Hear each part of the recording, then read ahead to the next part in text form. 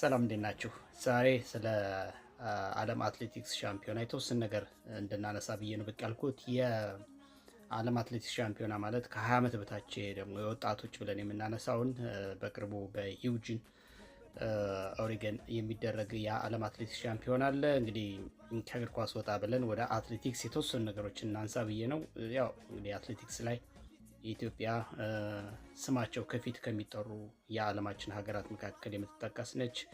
ይሄ የወጣቶች ሻምፒዮና እንደመሆኑ መጠን ከእድሜ ገደብ ጋር በተያያዘ ያው በተለይም እንደ አህጉር አፍሪካ በትልቁ ጥሩ ባልሆነ በጎ ባልሆነ መንገድ የሚነሱ ነገሮች ቢኖሩም በውድድሩ ላይ ግን ከፍተኛ አሻራ ካላቸው ውጤት ከሚያስመዘግቡ የዓለማችን ሀገራት መካከል ኢትዮጵያ አንደኛዋ ነች።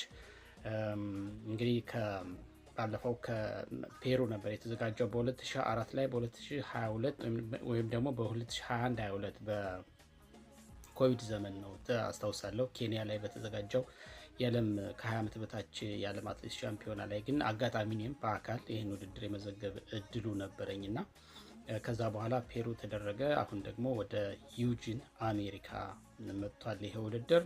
ከዚህ ውድድር በፊት የተወሰኑ ነጥቦችን ለማንሳት ያህል ነው። ይህ ውድድር የሚደረገው እንግዲህ በዩጂን በሚገኘው የሃይዋርድ ፊልድ ዩኒቨርሲቲ ውስጥ ባለው ታዋቂው የትራክ ኤንድ ፊልድ ስቴዲየም ምንድነው የስፖርት ማዘውተሪያዎችን አካቶ የያዘው ግዙፉ ስቴዲየም ነው ማለት ይቻላል። ምክንያቱም ሁላችን እንደምናስታውሰው በ2022 የዓለም አትሌቲክስ ሻምፒዮና ትልቁን የዓለም የኤሊት አትሌቶች የዓለም አትሌቲክስ ሻምፒዮናን ያስተናገደ ግዙፍ ስቴዲየም ነው። በጣም ዘመናዊ ስቴዲየም ነው። በዚህም መድረክ ላይ እንግዲህ የዓለም አትሌቲክስ ሻምፒዮናንም በአካል ተገኝቼ የዘገብኩበት ስቴዲየም ነው። በነገራችን ላይ ይህ ስቴዲየም አሁን የወጣቶችን ከ20 ዓመት በታች ያሉ የዓለም አትሌቶች ከኦገስት በፈረንጆች የዘመን አቆጣጠር ከፊታችን ኦገስት 5 እስከ 9 ድረስ በሚቆየው መርሃ ግብር የዓለም አትሌቶችን እንዲያፎካክር ወይም ደግሞ እንዲያወዳደር የተመረጠ ቦታ ነው እና በዚህ ግዙፍ ስቴዲየም የነገ ተስፋዎችን በዓለም የአትሌቲክስ መድረክ አትሌቲክስ ሲባል ያው ሩጫ፣ ውርወራው፣ ዝላዩ ሁሉንም አካቶ ነው። ያው ኢትዮጵያ የምታወቅበት እንደሚታወቀው ሩጫ ነው። እንግዲህ ሩጫ በትራክ ላይ የሚደረጉ ሩጫዎች ናቸው በብዛት። በሌሎችም የስፖርት አይነቶች በአገር ቤት ደረጃ የሚደረጉ እንዳሉ አውቃለሁ። በኢትዮጵያ ሻምፒዮና በሌሎችም ውድድሮች ላይ እንደውም ተስፋ ያላቸው አትሌቶችን በተለይ ዝላይ ወደ ጋምቤላ አካባቢ የሚመጡ ልጆች ያው ሩጫ ይታወቃል። አዲስ አበባ እና ዙሪያው እንደዚህ ከክልሎች ብቅ ብቅ የሚሉ ከቅርብ ጊዜ ወዲህ በተለይ ተስፋ ያላቸው አትሌቶች የሚወጡበት መድረክን ተመልክተናል እና ይህ ውድድር እንግዲህ በጠቀስኩት ቀናቶች ሲደረግ በመክፈቻው ኦገስት 5 400 ሜትር ሚክስድ የሆነ የዱላ ቅብብል አይነት ውድድር ነው የሚደረገው። በዚህ ይጀምርና ሌሎች የተለያዩ መርሃ ግብሮች የሚደረጉበት ነው የሚሆነው። በዚህ ውድድር ላይ የሚሳተፉ አትሌቶች ያው የእድሜ ገደብ አላቸው።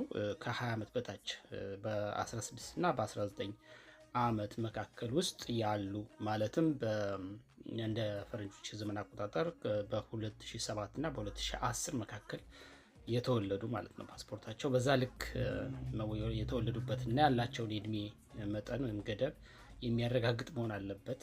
ማንም ሰው የሚወዳደርበት አይደለም። በነገራችን ላይ ይህ መድረክ የወጣቶች ወይም ደግሞ ከ20 ዓመት በታች የዓለም ሻምፒዮን እንደመሆኑ መጠን ትልቁ ነገር አንደኛ ሀገሩን ወክሎ ለሀገር ውጤት ማስመዝገብ ምን ያህል ዋጋ እንዳለው ስለሚታወቅ አንደኛው ጠቀሜታው እሱ ነው። ሁለተኛው ነገ ላይ በዓለም ሻምፒዮና በዓለም መድረክ በዓለም አትሌቲክስ መድረክ ተተኪዎች የሚታዩበት እና ተስፋ ሰጪ የሆኑ አትሌቶችን የሚታዩበት ነው እና ራሳቸውንም የሚያሳዩበት። አሁን በዚህ ውድድር ልክ እንደሌላው ውድድር የገንዘብ ሽልማት የለውም ማለት ታዳጊዎችን ተተኪዎችን የማፍራት እንጂ የመድረኩ ዓላማ የገንዘብ ሽልማት አይደለም።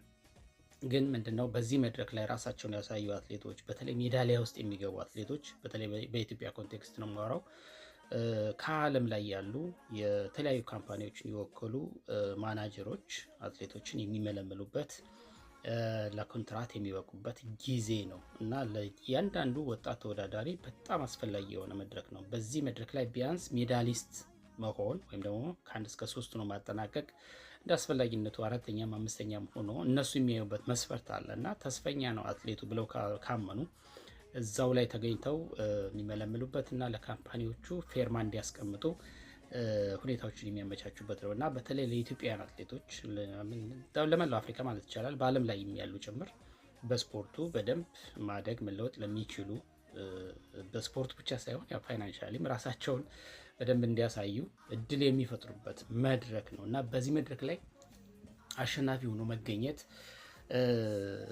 ሜዳሊስት መሆን ወይም ደግሞ ደረጃ ውስጥ ሆኖ ማጠናቀቅ ትልቅ ዋጋ አለው በእያንዳንዱ አትሌት ህይወት ውስጥና በዚህ ውድድር ላይ ሁሉም አትሌቶች ይሄ ዳይሬክት የገንዘብ ሽልማት ሳይሆን ኢንዳይሬክት የገንዘብ ሽልማት ወይም ደግሞ የስፖርት ፕሮፌሽናል የአትሌቲክስ መሰረታቸውን የሚጥሉበት መድረክ እንደመሆኑ መጠን በጣም ትኩረት የሚሰጠው ነው ለማለት ያህል ነው። ከዛ ውጭ ይህ ውድድር በጠቀስኩት ከኦገስት 5 እስከ 9 ድረስ ሲካሄድ የተለያዩ የውድድር ዘርፎች ይኖሩታል። ያው በአትሌቲክሱ ዘርፍ ያሉ መርሃ ግብሮች ይካሄዱበታል። በዓለም ላይ ያሉ ሀገራችን የሚወክሉ ተስፈኛና ወጣት አትሌቶች ይሳተፉበታል። እንግዲህ ይሄ ውድድር እንደሚታወቀው እስከ 1986 ድረስ ወርልድ ጁኒየር ሻምፒዮንሺፕ ኢን አትሌቲክስ ነበር ተብሎ የሚጠራው። ከዛ በኋላ ነው ዩቲዮኒ የዓለም ወርልድ አትሌቲክስ ሻምፒዮን ተብሎ መጠራት የጀመረው። እንግዲህ በተለያዩ ጊዜ ቀደም ብዬ እንደገለጽኩት ለምሳሌ ዛሬ 4 ዓመት በፔሩ ነበር የተደረገው ይህ ውድድር። ፔሩ ሊማ የምትባል ከተማ ላይ ነበር የተደረገው። በአጠቃላይ በውድድር ሂደቱ ትልቅ ስም ከገነቡ በውጤት ካስመዘገቡ የዓለማችን አትሌቶች መካከል ኢትዮጵያውያን የሚጠቀሱ ናቸው። ለምሳሌ በዚህ ውድድር ላይ የምንጊዜም ከፍተኛ ነጥብ ያላቸው የምንጊዜም ከፍተኛ ማለት ሜዳሊያ ቁጥር በብዛት ያስመዘገቡ ሀገራት ብለን ምንድነው እሱ መረጃውን ስንፈልግ ኢትዮጵያ በሶስተኛ ደረጃ ላይ የምትቀመጥ ሀገር ነች ከኬንያ ቀጥላ። በአፍሪካ መድረክ ምንጊዜም ቢሆን በየትኛውም የአትሌቲክስ ቻሌንጂንግ ዘርፍ ኬንያ ናት ኢትዮጵያን ቻሌንጅ የምታደርገው እና ያው እንደሚታወቀው አሜሪካ 123 የወርቅ ሜዳሊያ፣ 88 የብር ሜዳሊያ እንዲሁም 68 የነሐስ ሜዳሊያ በመሰብሰብ የምንጊዜም ከፍተኛ ሜዳሊያ የሰበሰበች ውጤታማ ሀገር ያው አሜሪካ ነች አዘጋጇ።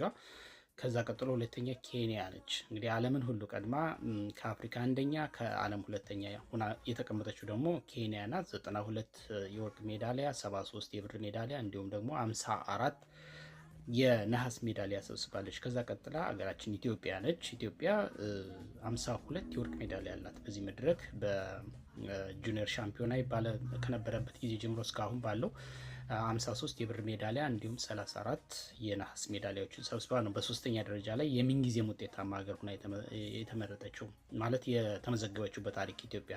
ከዛ ውጭ በ2024 የፔሩ በቅርቡ የተደረገው የዛሬ 2 ዓመት የተደረገው ዓለም ሻምፒዮና ላይ በነገራችን ላይ ኢትዮጵያ እንደውም ከኬንያ የተሻለ ሜዳሊያ አላት። ያው እንደተለመደው አንደኛ ነች፣ 8 የወርቅ 4 የብርና 4 እንደገና የነሐስ ሜዳሊያ አላት። ኢትዮጵያ ግን ሁለተኛውን አስታጠናቅ በዚህ ውድድር ላይ 6 የወርቅ ሜዳሊያዎችን ሰብስባለች። 2 የብርና የነሐስ ሜዳሊያ ነበራት። ቻይናስ በሶስተኛነት ያጠናቀቀችው 4 የወርቅ ሜዳሊያ እና 4 የብር እንዲሁም 3 የነሐስ ሜዳሊያ አስመዝግባ ነው በዚህ የውድድር መንገድ እንደዚህ ያጠናቀቀችው እና ኢትዮጵያ እንዳልኳችሁ በተለይ የአፍሪካ ችግር ተብሎ የሚጠቀሰው የእድሜ ጉዳይ ሁሌ ጥያቄ አብሮ ይከተላል እንጂ በዚህ ውድድር ውጤታማ ከተባሉ ሀገራት መካከል አንዷ ናት ኢትዮጵያ።